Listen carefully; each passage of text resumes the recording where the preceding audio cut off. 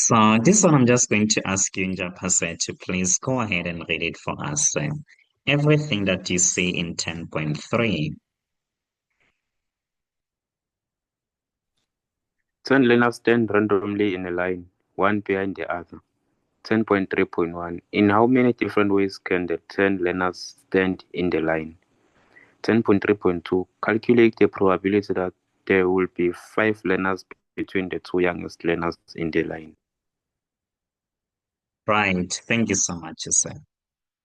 So yes, 10 learners stand randomly in a line. In other words, they don't stand in any arrangement. No, in any order. One behind the other, that's fine. So the first question says, in how many different ways can these 10 learners stand together in the line? Well, of course, this one I know you'll destroy it right away and say they can stand together in 10 factorial ways. And of course, which if you go to your nice calculator and do the thing, you'll find that it will be 3,628,800 different ways. Imagine. And this is actually true, you know. There's a video I made for my university students. I think I'll send it to you. But don't be thrown off by the name. The name of it is called permutations. Well, we are doing permutations as we speak, just that you don't call it permutations at your age. It's just the counting principle. Yes, I tried to demonstrate the different possibilities that we can get. So you can just watch the few minutes of it. I'll tell you until which part. Of course, that is if you need some bit of understanding, hopefully. Yes, but if you believe you are fine, then you don't need to watch it. But yes, let's go. Now, this is the question. It says, please calculate the probability that there will be 5 learners between the two youngest learners in the line. And listen to that. Imagine. Do we know which are the two youngest learners in the line? And do we also know where are they positioned in that line? Do we know that? And the answer is we don't. Now, since we don't know this, then we need to consider the different possibilities that we can get. Well, I think for once, let's go to the whiteboard and do the thing. Yeah, no. We really do need to go to the whiteboard.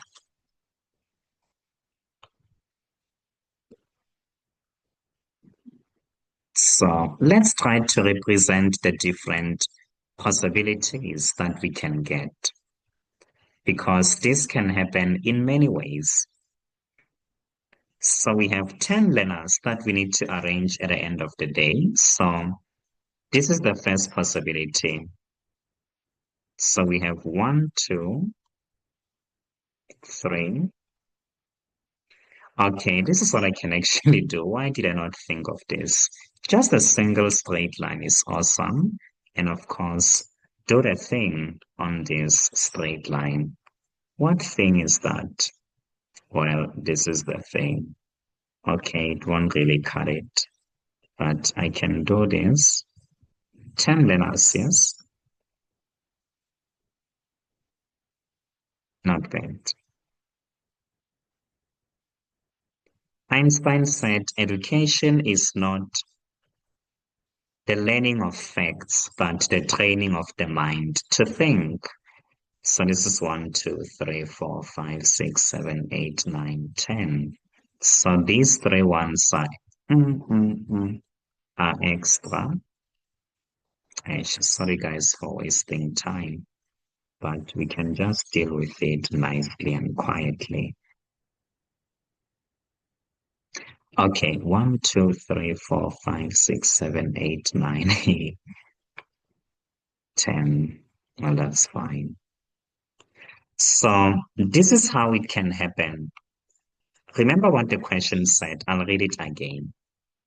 Please calculate the probability that there will be 5 learners between the 2 youngest in the line. All right? Well, that's fine. So the first possibility is when the first one who is young is sitting on the first position. And of course, 1, 2, 3, 4, 5. The second youngest is sitting on that position. That is the first possibility. Then we go to the second possibility. Don't be afraid of considering possibilities. So this is 1, 2, 3, 4, 5, 6, 7, right. Hopefully that is it. So the second possibility is when this younger one decided to be on the second position and this one on the third last position. And of course, there's yet another possibility here. I know it's time consuming, but it's really worth it. It's better safe than sorry, they say. So in paper 2, of course, I believe by now you know that it's really best if you finish with Euclid's geometry, but it's not a rule, it's just a recommendation. So even in paper 1, I'd say, just finish with your counting principle. Do everything that is easy and destroy it fast. And then, of course, you can now take your time and respect the ultimate boss. So yes. And then this one can be on this position. Well, I'm going to shade these learners because they're different from each other. Yes, I should have done that. Just because they're the 2 youngest, it doesn't mean they're exactly the same individual. It's 2 different learners at the end of the day.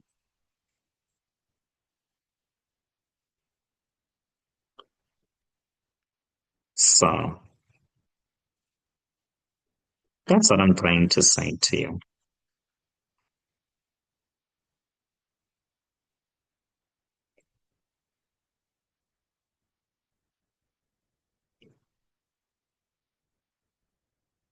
So yes, the last possibility is when this one is now sitting on this one. And of course, this one is on the last in fact, the last position there. And of course, we shade this. 1, 2, 3, 4, 5. Good. Now, this is what I want you to realize here. What is it I want you to realize? This is not the only way in which this can happen. No, this is not. What is another way in which this could have happened? Remember, the 2 learners are different. So this means another possibility would be having the one who was on that position now sitting on the first position, and the one who was on the first position sitting on the 6th position. That's the first way in which it can happen. And of course, you can have your things there. Well, I'm just going to do a solid line for that one. Another possibility, of course, is when this one is now sitting on the second position and it's the shaded one. Then this one is sitting on the other position there. What is that position? The 8th position, that's what I mean. And we also have another possibility whereby this one can sit there and this one there. 2 ways in which this can happen. Remember, the boy-girl is not the same as girl-boy, so it's the same argument I'm using here. And lastly, This one can choose to sit on this position and this one on the last one. But of course, they're different from each other. So this is how we can account for that. So what does this mean? It means we only need to evaluate this first part, then multiply the answer by 2, because it's 2 different overall possibilities. Like, it's 4 different possibilities, but taking this as a single possibility, then it can happen in 2 ways. I hope you get what I'm saying. So then let's go and do the thing. What am I going to say here? We need to find the number of outcomes in this event, the number of ways in which we can arrange the 10 learners, given that 5 learners are between the 2 youngest learners in class. Okay, fine. We know that we definitely have 1 learner here. We definitely have 1 learner there. So this means we are now left with 8 learners from which we can choose. I know that those ones are going to be arranged together.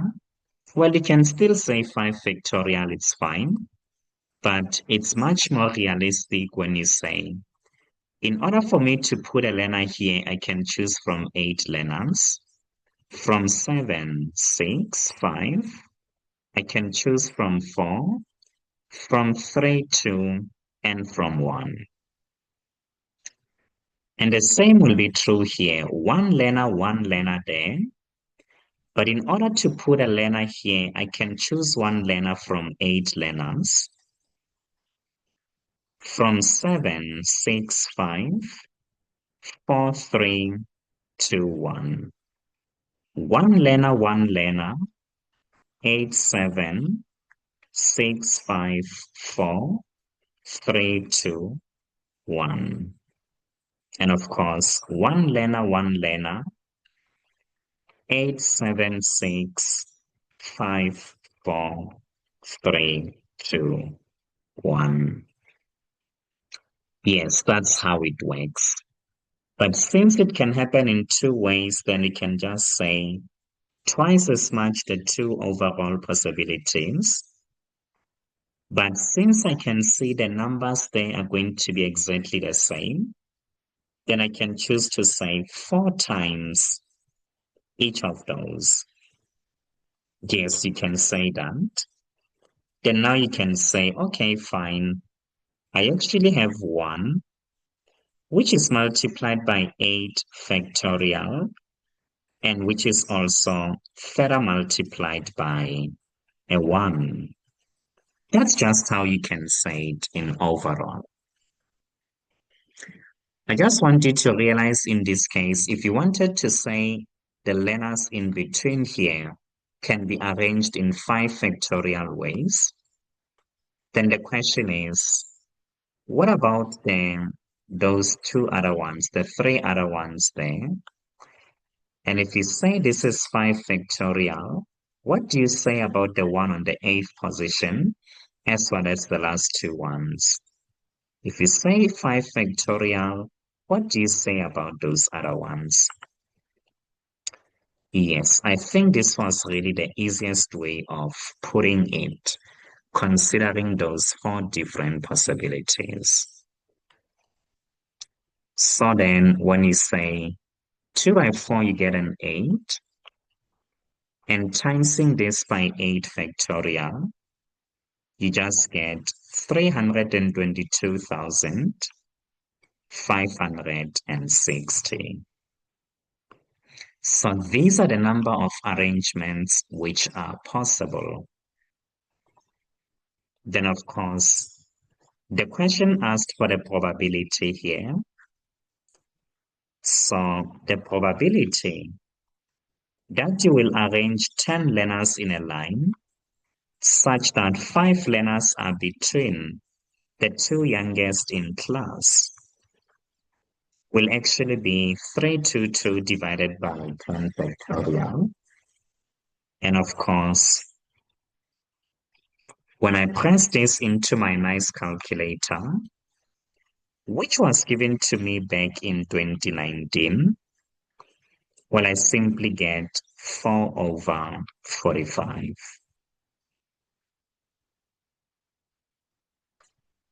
Yes, that's what I'm trying to say in simpler terms. And if you said this, your marker is really going to be happy and award you all the money.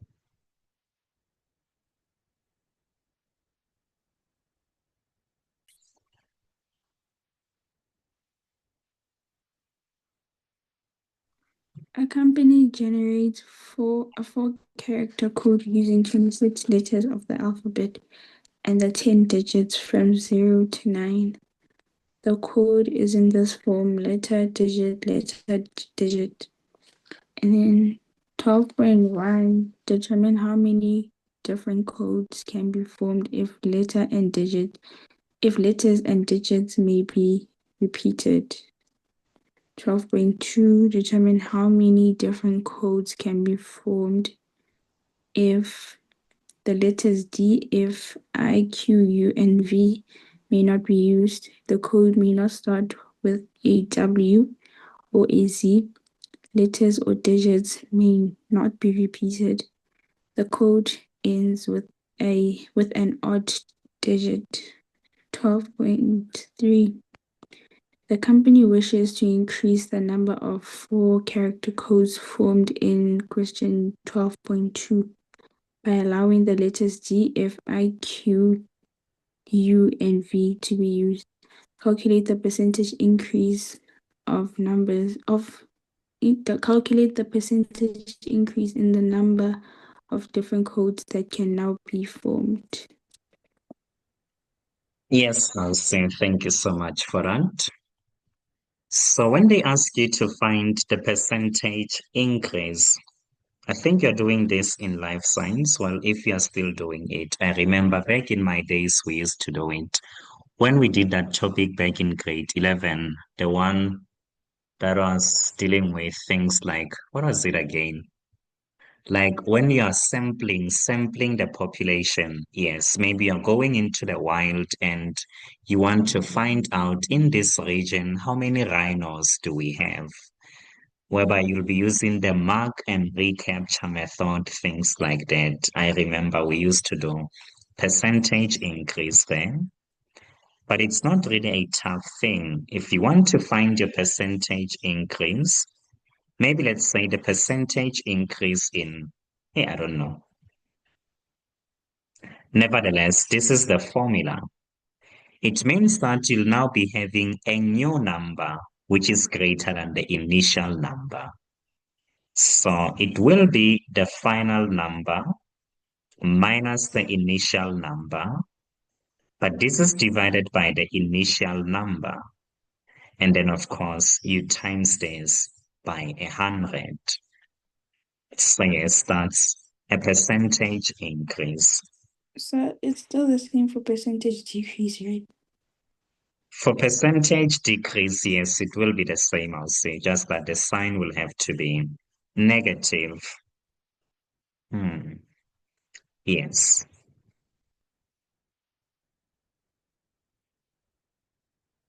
And it's possible that your percentage increase can be greater than 100. That's a percentage increase anyway. So it's really possible to be greater than 100%. Don't think that you got it wrong just because it's greater than 100%. Okay, let's go. So here they say a company generates a 4-character code using 26 letters of the alphabet and 10 digits from 0 to 9. All right. The code is in the form, we have a letter followed by a digit, followed by a letter, and of course, followed by a digit as well. Then they say, determine how many different codes can be formed if the letters and digits may be repeated. And I want you to see where is this repetition mentioned. It's not mentioned in the general statement. It's mentioned in a specific question. Don't assume that repetition will be applicable even here. Well, at least they told you that they won't be repeated. Well, that's fine. Well, that's easy. We want to put a letter here so we can choose one letter from 26 letters. We want to put a digit here. We can choose one digit from 10 digits. And since repetition is allowed, then yes, we can still do a thing. And the number of different codes that are possible will be 26 squared times 10 squared. So if I go on and press this into my very nice and beautiful calculator, well, I simply get 67,600 digit codes, or rather character codes, because it's not really formed of digits only. Right. Then this is what they say next. They say, please determine how many different codes can be formed if the following restrictions are imposed. They say the letters D, F, I, Q, U, and V may not be used. In other words, 1, 2, 3, 4, 5, 6 letters may not be used.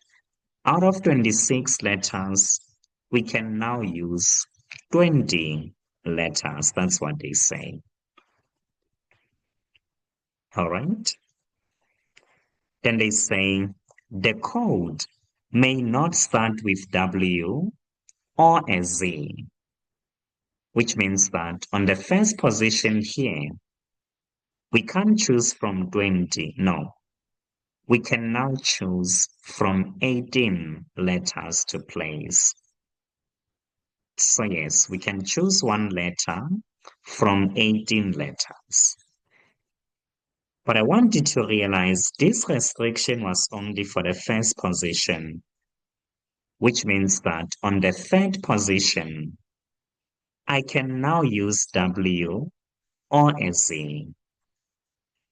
So this means I now have 19 letters from which I can choose in order to place a letter on the third position. I hope you are still with me. We had 20 in total, subtracting those 6 ones. But on the first position, we can't use 2 of them. So 18 are available on the first position. But now since these 2 can be used on the third position, then it means out of these 20, we were supposed to add a 2 and get 22. But one letter has been used up, so we just get a total of 19. Right. Then now it's time to go to the digits. Well, here they say to us, there's only one restriction on the digit, and it's the fact that we must end with an odd digit, which means that on the second position, I can still choose one digit from 10 digits because there is no initial restriction. But now one digit has been used up. That's very, very good. Okay, I'm actually lying to you here. I'm lying to you.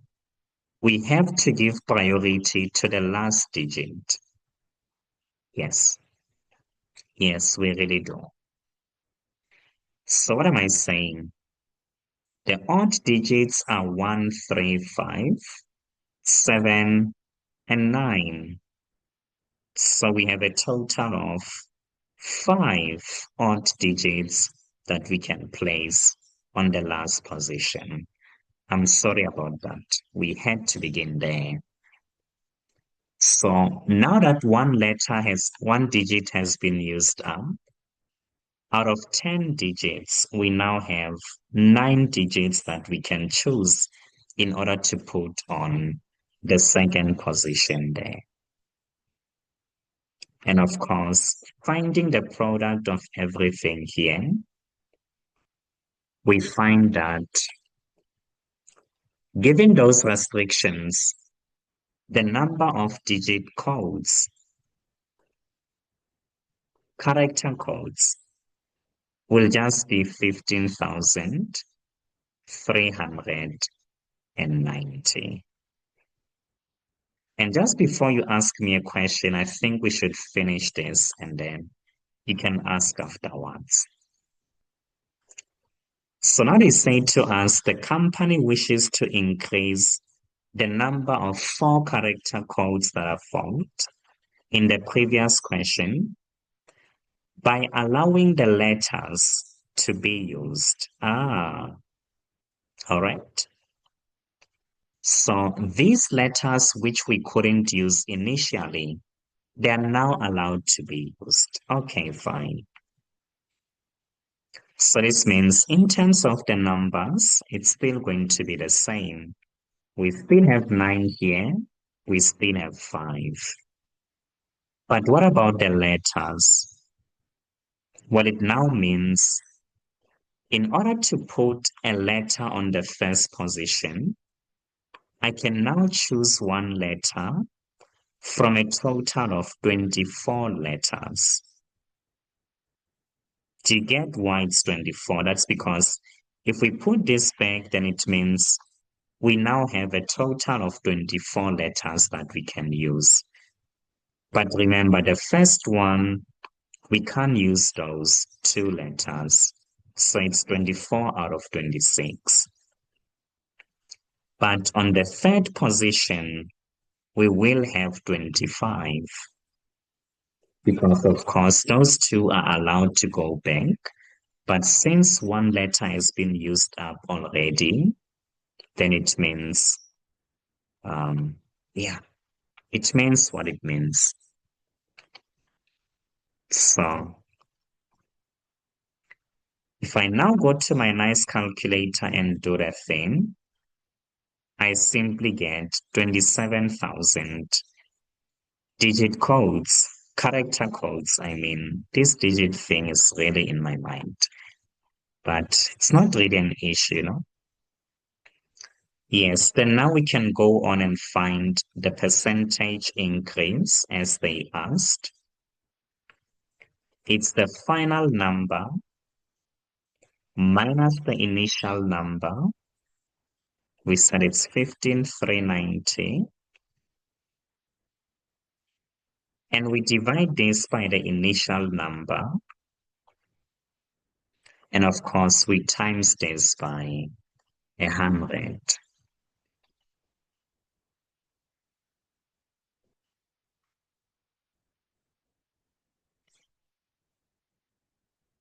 So